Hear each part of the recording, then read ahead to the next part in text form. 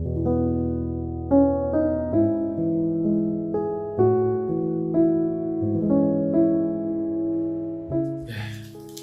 오전 말씀 사무엘하 3장 말씀으로 은혜를 나누겠습니다.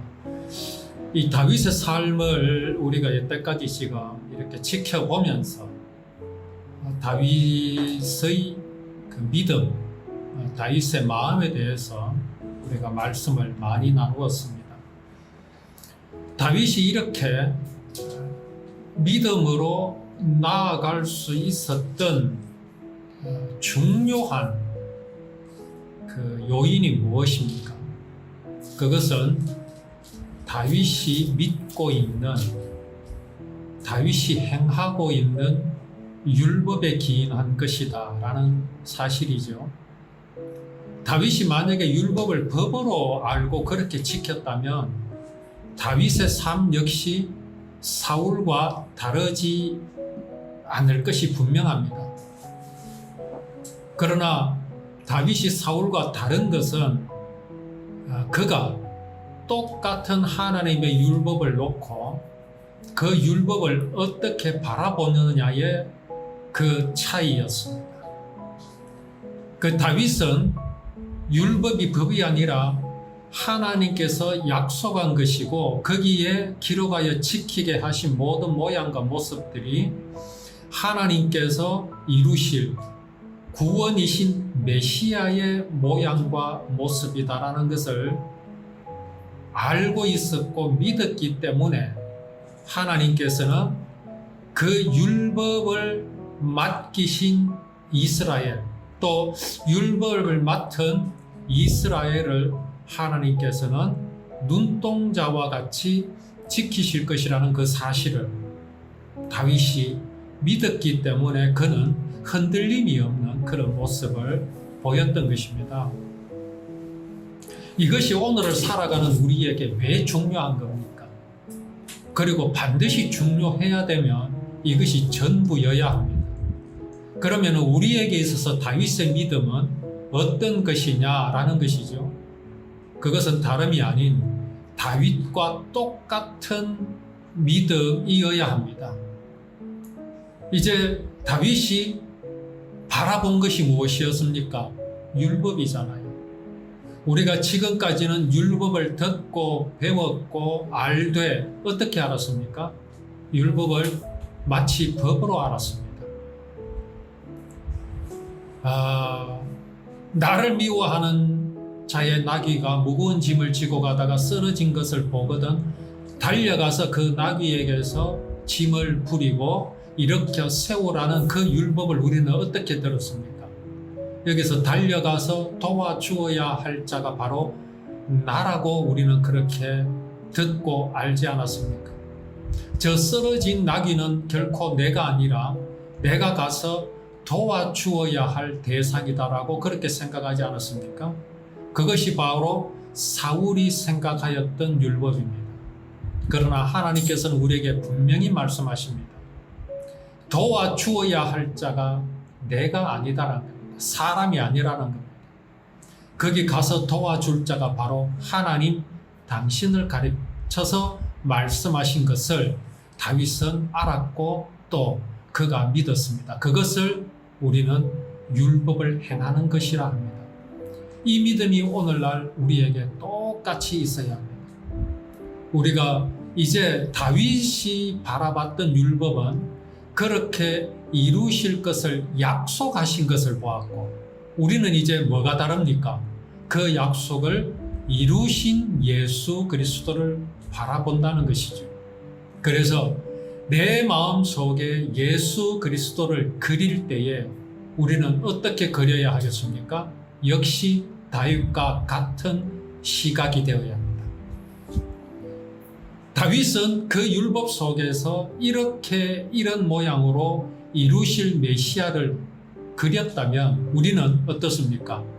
율법에 기록하여 지키게 하신 모양대로 이루신 메시아를 우리 마음속에서 그려야 하고 또 바라보아야 하는 것이 다를 뿐이지 똑같은 믿음이라는 사실입니다.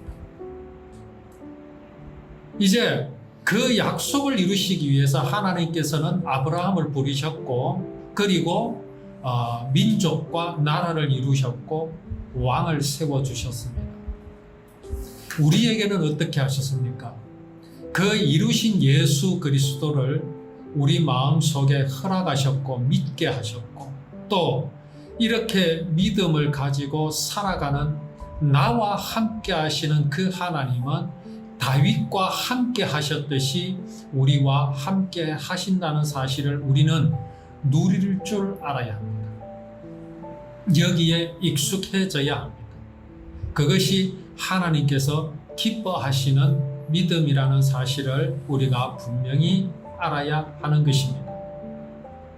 자, 사울이 죽었습니다. 사울이 죽었는데 그렇으면은 끝이 나야 하지요. 그런데 끝이 아니라 이제 시작되고 있습니다.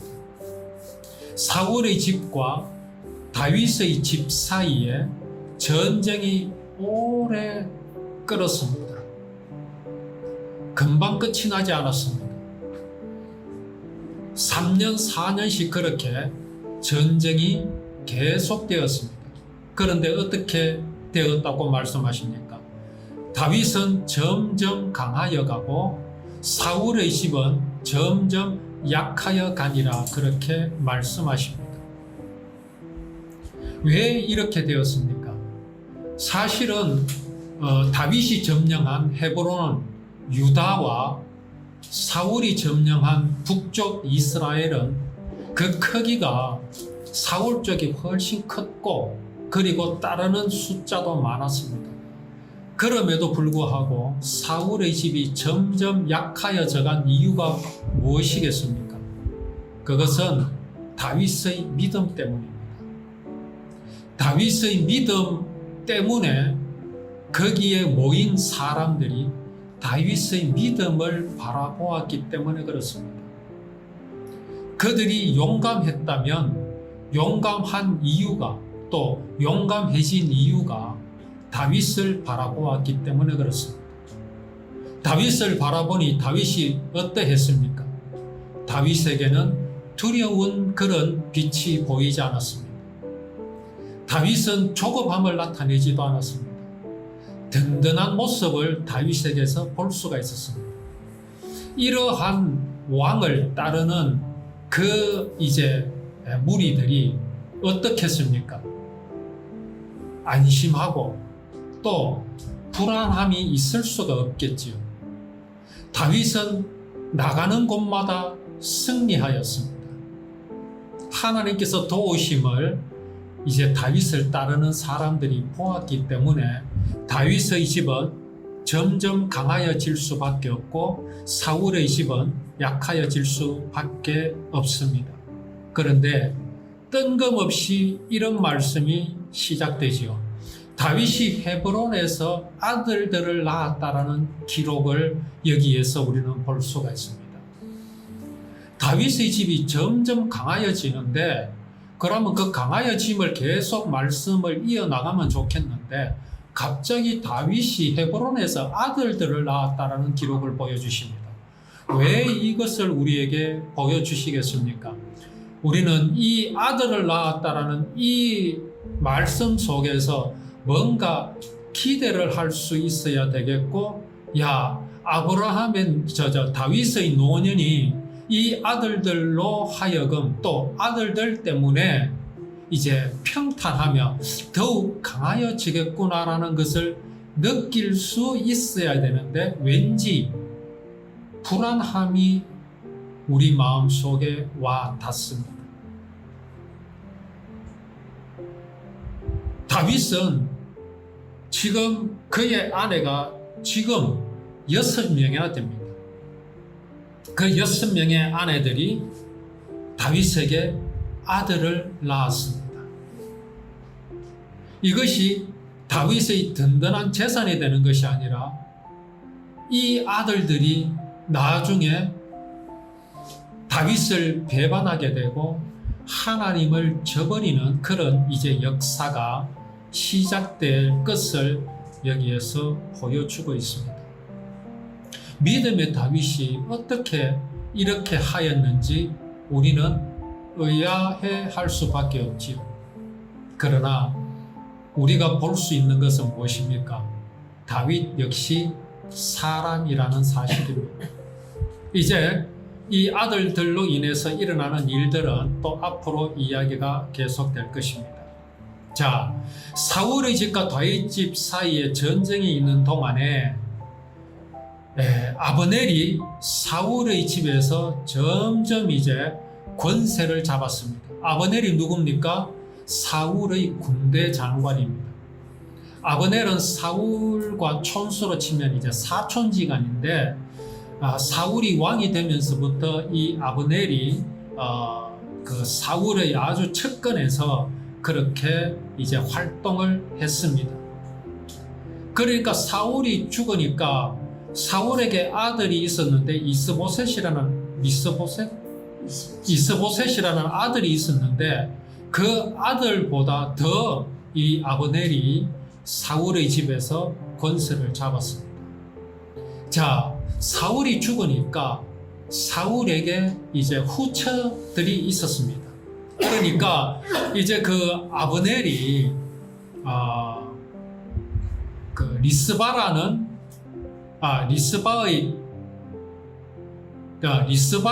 그 이제 사울의 후처를 이제 가지게 되었습니다.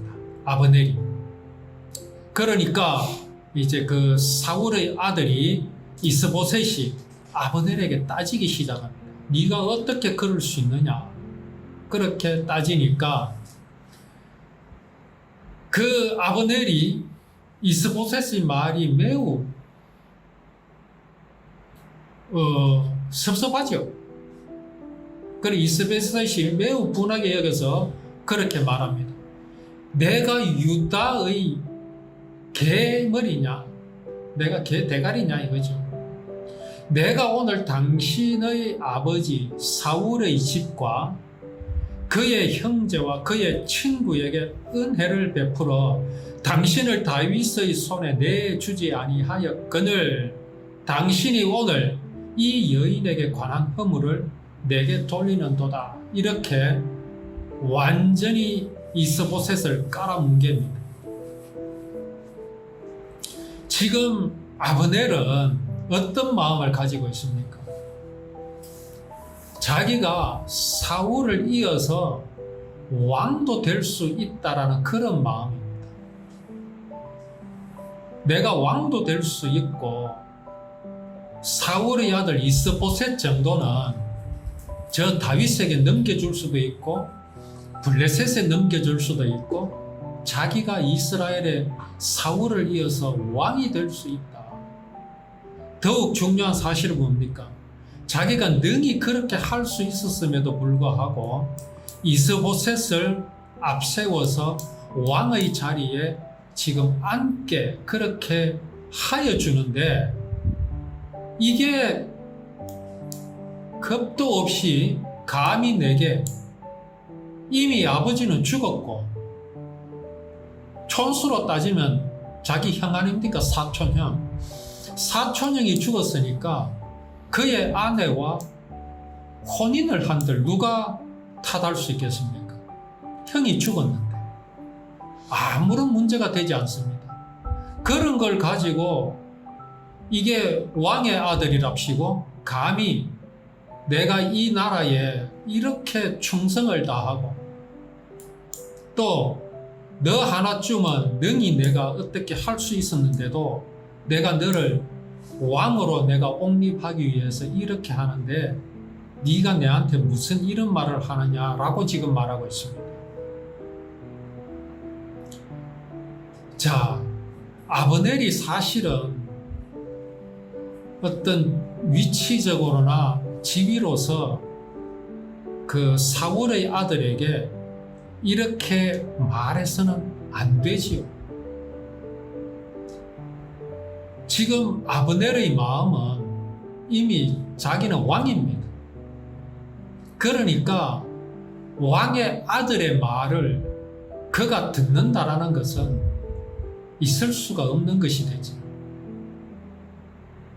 이러한 모양이 오늘날 사람들의 모습입니다. 하나님을 믿지도 않고 하나님의 아들도 믿지 않습니다. 왜 그렇습니까? 내가 하나님같이 되었기 때문에 그렇습니다. 내가 하나님이라고 생각하기 때문에 그렇습니다. 지금 아브넬의 죄악은 뭡니까? 왕의 후처를 가졌다라는 것이 문제가 아닙니다. 그의 마음이 그 누구보다 높아 있다라는 사실입니다. 이게 문제입니다.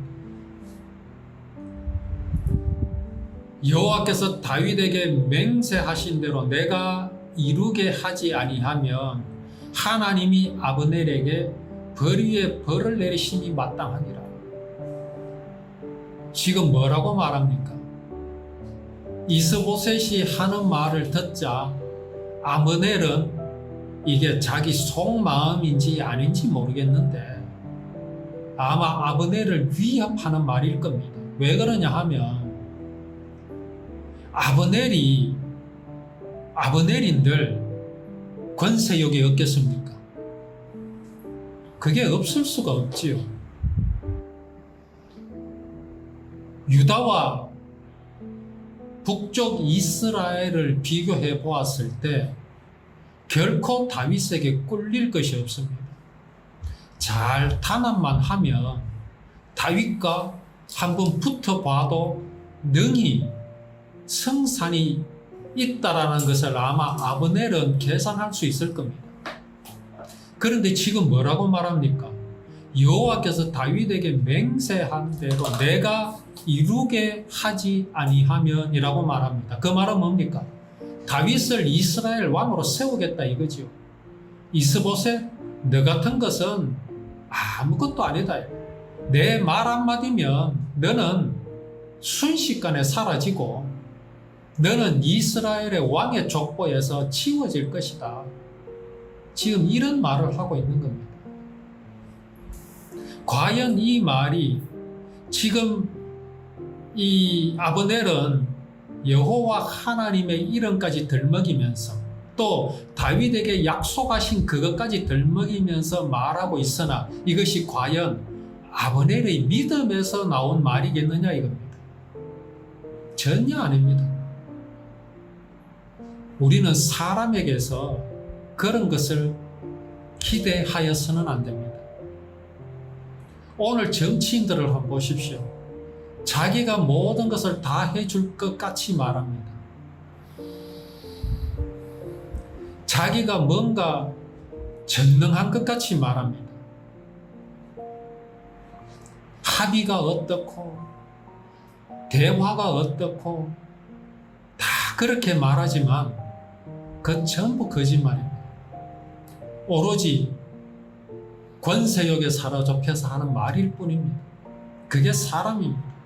오늘 여기 아브넬의 말은 하나님의 언약을 믿어서 하는 말이 아닙니다. 지금 아브넬은 요새 말로 빡쳤는 겁니다. 누구의 말에? 이스보셋의 말. 사울의 아들의 그 말을 듣자 꼭지가 도는 겁니다. 그래서 지금 이 말을 하고 있는 겁니다. 믿음의 말이 아니라는 것이죠.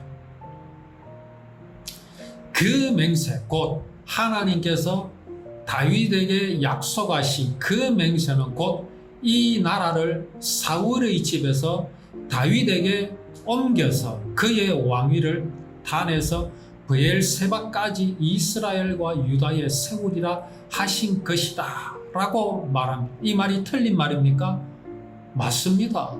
하나님이 그리 약속하셨습니다. 그러면 아브넬의 이 말이 믿음이라면 그럼 처음부터 아브넬은 누구에게 서 있었어야 합니까? 다윗의 편에 있었어야죠. 그러니 지금 아브넬이 하는 이 말은 다 무슨 말입니까? 거짓말입니다. 그저 화나서 하는 말일 뿐입니다. 다윗에게 약속하신 그 약속을 아브넬은 믿고 있습니까? 아닙니다. 믿고 있지 않습니다. 이스보셋이 미울 따름입니다. 믿음의 말이 아니라는 거죠. 그러니까 이스보셋이 어떻습니까? 아브넬이 두려워서 감히 한마디도 대답하지 못합니다. 자, 여기에서 우리가 볼 수 있는 게 뭡니까? 지금 아브넬의 하나님께서 다윗에게 언약하신, 하나님께서 맹세하신 이 나라를 사울의 집에서 다윗에게 옮겨서 그의 왕위를 단에서 브엘세바까지 이스라엘과 유다에 세우리라 하신 이 언약의 말을 지금 이스보셋에게 말을 하는데, 이것이 과연 믿음의 말이면은 이스보셋의 마음이 어떻겠습니까? 이게 바로 생명이 전달되는 것이냐 아니냐라는 차이. 자, 꽃이 있습니다. 그 꽃이 진짜 꽃임을 증명할 수 있는 것은 어떤 것입니까? 그 꽃에서 꿀이 나느냐 나지 않느냐는 것. 참 향이 향내가 나느냐 안 나느냐입니다. 그러면 그 꽃을 바라볼 때에 사람의 마음이 참 아름다워집니다. 그 꽃에 반합니다. 더 중요한 것은 벌이 날라듭니다. 그렇죠? 생명이 전달되죠. 그런데 오늘 이 이스보셋의 말은 참 아름답습니다. 왜? 하나님의 언약이 전달되는 것이잖아요. 그러면 아브넬이 어떻게 되겠습니까? 아브넬은 그 말이 믿음의 말이면 아브넬의 마음이 참 평안해집니다. 아, 당신의 말이 맞군요. 큰아버지 아닙니까? 사촌이지만 오촌 당숙입니다. 당숙의 말이 맞군요. 아, 그러네요. 참 감사합니다. 우리 이제 모두 다윗의 집으로 갑시다. 이렇게 되어야 되겠죠. 그런데 반응이 어떻습니까? 이스보셋이 아브넬을 두려워하게 됩니다. 왜 그렇습니까? 이게 생명이 전달되는 말씀이 아니기 때문에 그렇습니다. 하나님께서 다윗에게 맹세하신 것은 생명임을 알아야 합니다. 그런데 생명이 전달되지 않기 때문에 이스보셋이 이 말을 듣자 두려움에 휩싸이게 됩니다. 참 이상하죠. 그런데 이상한 것이 아닙니다. 이것이 정상입니다. 사람의 말, 사단의 말은 사람에게 생명을 줄 수가 없습니다. 사람이 하나님과 같이 될 수 있다는 말은 하나님께서 우리 인생들에게 하신 말씀입니다. 오, 정말입니까? 정말입니다. 예수님도 그 말씀을, 바울이 그 말씀을 인용했죠. 그게 시편 2편에 있는 말씀인가? 내가 너희를 신이라 하였노라 그러셨습니다. 내가 너희를 낳았도다 하셨습니다. 오늘날 내가 너희를 낳았도다 하셨습니다. 하나님은 우리 인생들에게 너희가 신이라 하셨어요. 하나님의 말씀입니다. 그 똑같은 말을 사단이 합니다. 뭐라고 말합니까? 사람이 하나님과 같이 될 수 있다라고 말합니다. 그런데 그 똑같은 말에 하나는 생명을 주시는 말씀이시고 하나는 인생들에게 생명을 빼앗아가는 말이 되어버렸지. 오늘 이 아브넬의 말은 뭡니까? 하나님께서 하신 말씀을 그대로 합니다. 그런데 아브넬의 말은 믿음이 없는 말이기에 이스보셋으로 하여금 어떻게 만들었습니까? 두려움에 빠지게 만들었습니다. 생명이 있는 것과 없는 것의 중요한 차이죠. 오늘날 교회에서 율법을 가르칩니다. 복음을 말합니다. 예수 모든 문제 해결자라고 말합니다. 그 말을 들으면서 오늘날 교회는 어떻게 되어가고 있습니까? 점점 더 타락해지고 점점 더 쇠약해져 가고 있는 이유가 무엇이겠습니까? 그것이 바로 오늘 아브넬이 이스보셋에게 하는 그 말과 똑같은 것이기 때문에 그렇습니다. 생명을 흉내내는 것으로 생명이 전달되지 않습니다. 생명을 전달하려면 생명이 있어야 한다는 사실을 우리는 분명히 알아야 합니다. 이제 오후에 또 우리가 계속 말씀으로 은혜를 나누겠습니다.